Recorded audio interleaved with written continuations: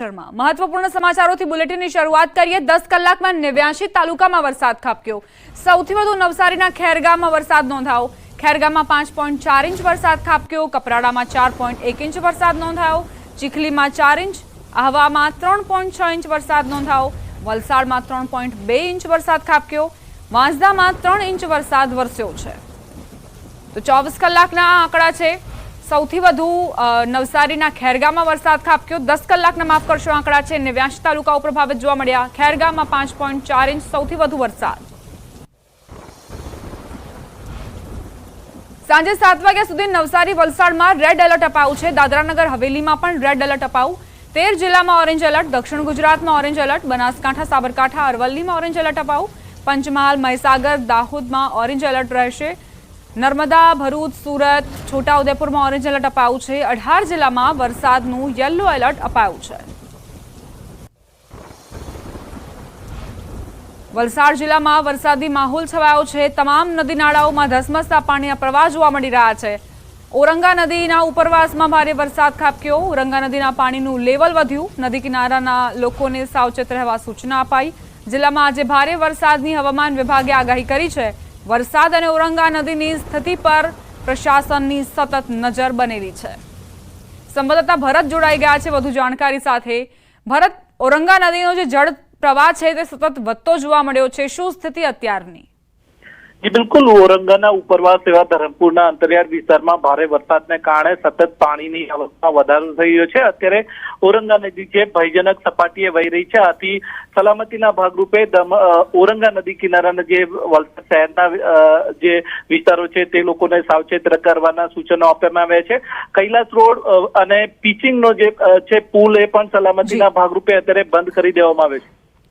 આભાર ભરત જાણકારી આપવા માટે।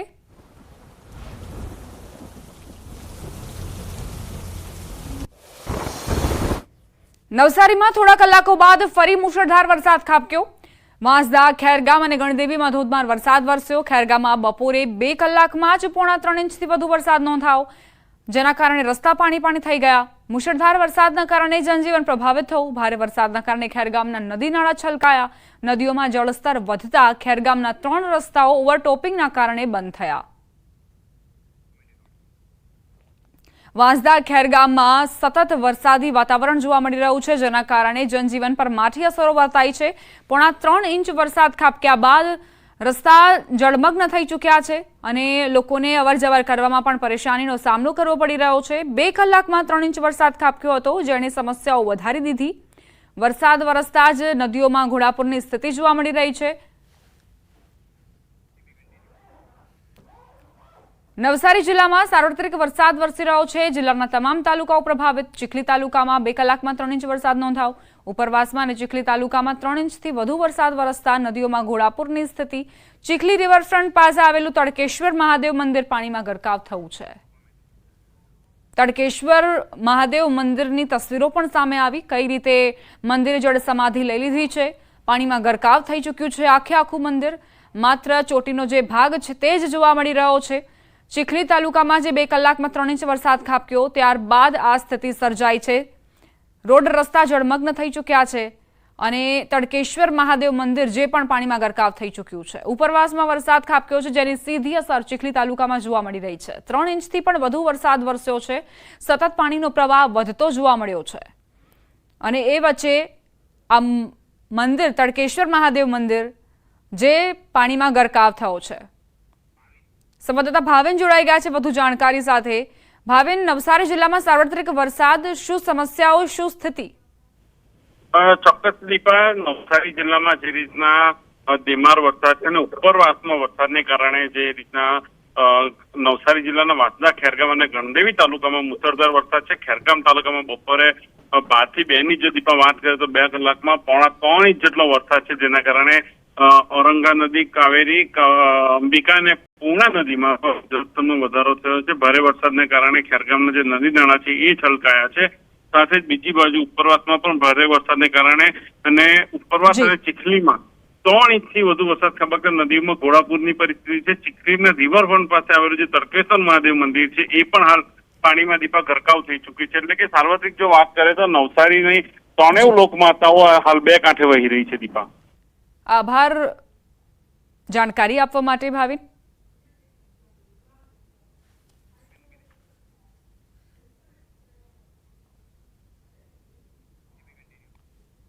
વલસાડ જિલ્લામાં વરસાદી માહોલ. શહેરનું હાલર તળાવ છલકાયું. તળાવના પાણીએ કિનારો વટાવ્યો. તળાવના પાણી કિનારે આવેલા મંદિર પરિસર સુધી ફેલાઈ ગયા. જિલ્લામાં આજે ભારે વરસાદની આગાહી વ્યક્ત કરાઈ છે. તો કઈ રીતે વલસાડમાં સ્થિતિ સર્જાઈ છે તેની તસવીરો જુઓ. મંદિર પરિસરમાં પણ પાણી ભરાઈ ચૂક્યા છે. હવામાન વિભાગની વરસાદની આગાહીના પગલે ભાવનગર જિલ્લાના દરિયામાં કરંટ જોવા મળ્યો. ઘોઘા, અલંગ, સરતાનપર તેમજ મહુવાના દરિયામાં પણ કરંટ જોવા મળ્યો. અલંગ સહિત ગ્રામ્ય વિસ્તારોમાં વાતાવરણમાં પલટો આવ્યો. અલંગ, ત્રાપદ સહિતના ગામોમાં વરસાદી માહોલ છવાયો છે.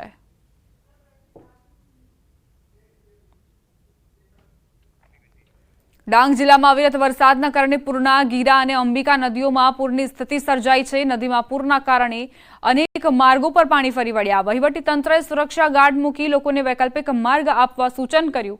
અંબિકા નદી પર ગીરા ધોધ સતત ત્રીજા દિવસે તેના રૌદ્ર સ્વરૂપે જોવા મળી રહ્યો છે. અંબિકા નદી પરના ગીરા ધોધના વહેણ જોતા નવસારીના ગણદેવી તાલુકામાં પૂરની શક્યતા વ્યક્ત કરાઈ રહી છે. ડાંગ જિલ્લામાં સવારે 6 થી સાંજે 4 વાગ્યા સુધીમાં આહવા અને સાપુતારામાં 3.5 ઇંચ તેમજ વઘઈ અને સુબીરમાં 2.5 ઇંચ વરસાદ ખાબક્યો. ડાંગ જિલ્લામાં ધીમે ધારે શરૂ થયેલો વરસાદ હવે પોતાની ધીરે ધીરે ગતિમાં વધારો કરી રહ્યો છે, જેને લઈને જે ડાંગ જિલ્લામાં નદીઓ આવી છે તે નદીઓની અંદર ઘોડાપૂર જેવી પરિસ્થિતિ સર્જાવા પામી છે. આપણે સીધા દ્રશ્ય પણ બતાવવા માંગીશ કે જે અંબિકા નદી છે, અંબિકા નદી ગાંડી ટૂર થઈ છે, બે કાંઠે વહેતી થઈ છે. ત્યારે ડાંગ જિલ્લામાં જે અન્ય નદીઓ આવી છે, પૂર્ણા, ખાપરી સહિત અન્ય નદીઓની અંદર પણ ઘોડાપૂર જેવી પરિસ્થિતિ સર્જાવા પામી છે. ત્યારે ડાંગ જિલ્લામાં કેટલાક લો લેવલ કોઝવે પણ આવ્યા છે. લો લેવલ કોઝવે પણ પાણીમાં ગરકાવ થયા છે, જેને લઈને કેટલાક ગામોનો સંપર્ક વિહોણા પણ થયા છે. ત્યારે જે ડાંગ જિલ્લામાં વરસાદ વરસી રહ્યો છે, વરસાદ નવસારી જિલ્લા માટે આફતનો વરસાદ બની શકે છે. કારણ કે ડાંગ જિલ્લામાંથી જે નદીઓ પસાર થાય છે, અંબિકા, પૂર્ણા, ખાપરી સહિત જે નદીઓ પસાર થાય છે, એ નદીઓનું પાણી નવસારી જિલ્લા માટે આફતનું પાણી બની શકે છે. જે વરસાદ વરસી રહ્યો છે, વરસાદને લઈને ડાંગ જિલ્લાની નદીઓ ગાંડીતુર થઈ છે, બે કાંઠે વહેતી થઈ છે, જેને લઈને નદી કિનારે કે ધોધની સામે જવા માટે વહીવટી તંત્ર દ્વારા લોકોને અપીલ પણ કરવામાં આવી છે. નિશાંત મહાકાળ, ન્યૂઝ 18 ગુજરાતી, ડાંગ.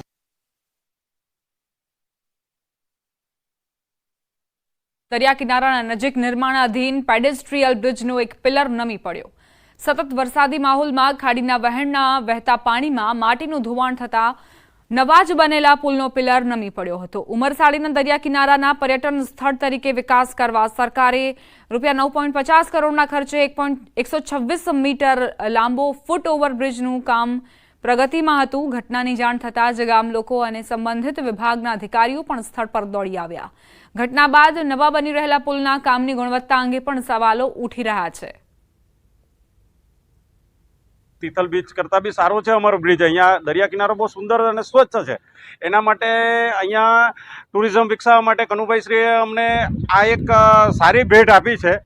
પણ હવે શું કારણ હોઈ શકે, કદાચ આ લોકો ભ્રષ્ટાચાર કરીને એમાં કદાચ કંઈ આવું તેવું કંઈ થયું હશે, પણ બીજું કારણ તો કંઈ નહીં કહી શકીએ. પણ આ રેતીનું ધોવાણ, દરિયાનું જે એ લોકો જે રેતીનો આ જે ખાડીનો જે વેણ છે એને ડાયવર્ઝન કર્યો, એના લીધે થઈ શક્યું. બ્રિજનો કામગીરી અમારા સુપરસ્ટ્રક્ચર, આમાં ખાલી પેડેસ્ટ્રન બ્રિજ છે, એટલે ફૂટઓવર બ્રિજ માટેનું બધા સ્ટ્રક્ચર, સુપરસ્ટ્રક્ચરના મેટ જે હતા તે બધું આવી પણ ગયા છે, પણ ચોમાસાના લીધે આપણે કામગીરી શક્ય નથી.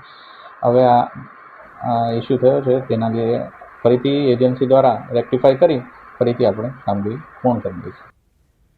સુરેન્દ્રનગર જિલ્લામાં ચાલુ ચોમાસામાં સારા પ્રમાણમાં વરસાદ ન પડતા ખેડૂતો ચિંતિત બન્યા હતા, પરંતુ તાજેતરમાં વઢવાણ સહિતના પંથકમાં સારો વરસાદ પડતા ખેડૂતોમાં ખુશીની લહેર વ્યાપી છે.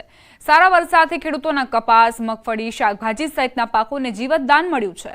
ખેડૂતોએ 4 લાખ હેક્ટરમાં વિવિધ ખેતી પાકોનું વાવેતર કર્યું છે. બીજી તરફ જિલ્લામાં અત્યાર સુધીમાં 33% જેટલો જ વરસાદ નોંધાયો છે.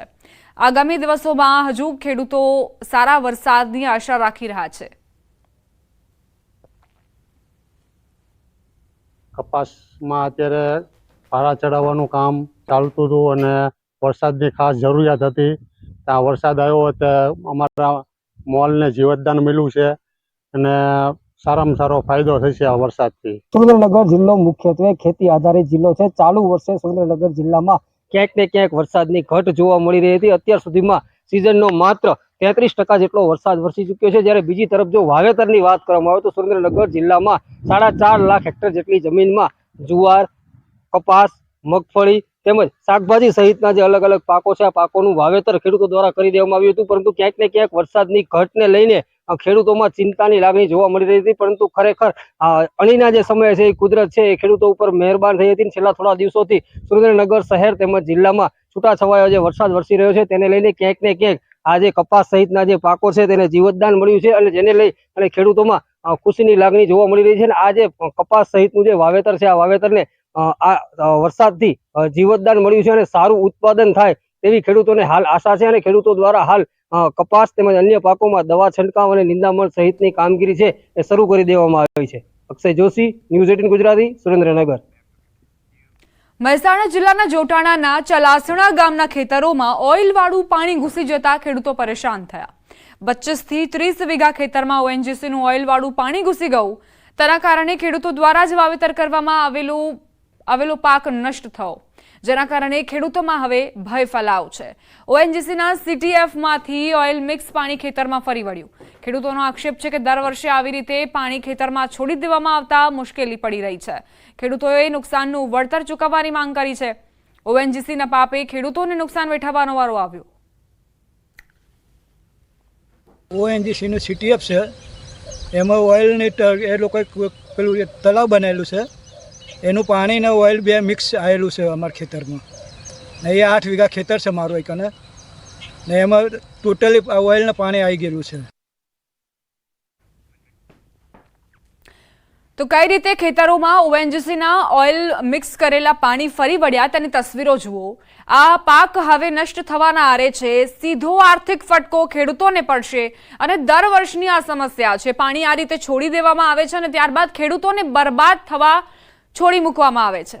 ખેડૂતો વારંવાર પ્રશાસનને રજૂઆત કરી ચૂક્યા છે, તેમ છતાં પણ પરિણામ શૂન્ય. બનાસકાંઠાના પાલનપુરમાંથી નીકળતા બાયપાસ રોડને લઈને ખેડૂતો આક્રમક મૂડમાં છે. વારંવારનો વિરોધ છતાં કોઈ નિરાકરણ ન આવતા હવે ખેડૂતો આંદોલન કરવાની તૈયારી કરી રહ્યા છે.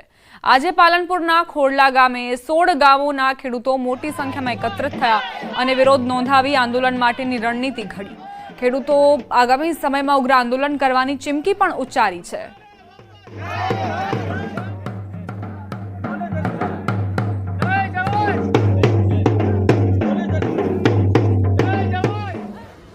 ખેડૂત બચાવો ખેતી બચાવોના જે આ સભા રાખેલી હતી એમાં મોટી સંખ્યામાં બધા ઉપસ્થિત રહ્યા, ખેડૂતો ઉપસ્થિત રહ્યા. આવનાર સમયમાં જે તે કાર્યક્રમો માટેની ટીમ નક્કી કરી છે.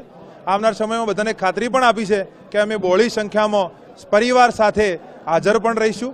એના માટેની એક રૂપરેખા અને રણનીતિ પણ નક્કી કરી છે. પ્રજાને દુઃખી કરવાનો જે ધંધો ચાલુ કર્યો છે, ખેડૂતોએ વિરોધ નથી કરતા બાયપાસનો, પણ એમણે કીધું કે જેટલી જરૂરિયાત હોય એટલો જ તમે લો. આ વધારેનું તમે જ્યાં કોઈ આખા રાજ્યમાં ક્યાંય કોઈ સંપાદન નથી કર્યું એટલું સંપાદન અહીં કરવાની વાતો છે. આ માટેની જે અમારી માગણીઓ છે એ માગણીઓ નહીં સ્વીકારે તો આગળમાં અમે આનાથી પણ ઉગ્ર આંદોલનો કરીશું અને અમારા પરિવાર સાથે જો અમારે આંદોલન કરવું પડશે તો એની અંદર અમારા બધાના જ પરિવાર સાથે એ આંદોલનની અંદર જોડાઈશું. આ બધા જ પ્રશ્નોનું સમાધાન કેવી રીતે આવે એના માટે સંવાદની જરૂર હોય અને સંવાદ ઊભો થાય એના માટે તો આજે અહીં આવ્યો હતો. તંત્રને આપણે કોઈ રજૂઆત કરશું એટલે આગળ આ વિષય સરકારમાં એને મૂકી અને એનું સમાધાન કેવી રીતે આવે એ દિશાની અંદર કામ કરવા માટે જ આજે અહીં આવ્યો હતો. કૃષિ મંત્રી રાઘવજી પટેલ દ્વારકા જિલ્લાના પ્રવાસે. રાઘવજી પટેલ દ્વારા જિલ્લામાં ભારે વરસાદથી થયેલ નુકસાની અંગે બેઠક યોજાઈ. બેઠકમાં ધારાસભ્ય પબુભા માણેક સહિતના અગ્રણીઓ તેમજ અધિકારી હાજર રહ્યા. દ્વારકા સર્કિટ હાઉસ ખાતે યોજાયેલ બેઠકમાં ભારે વરસાદના કારણે થયેલા નુકસાની અંગે ચર્ચા કરવામાં આવી. તો દ્વારકામાં જે અતિવૃષ્ટિ બાદ વિનાશ સર્જાયો, તબાહી મચી, તેને કઈ રીતે ભરપાઈ કરવી, ખેડૂતોને ફરી એક વખત કઈ રીતે પગભર કરવા અને તેમને બેઠા કરવા તે માટે ચર્ચા થઈ.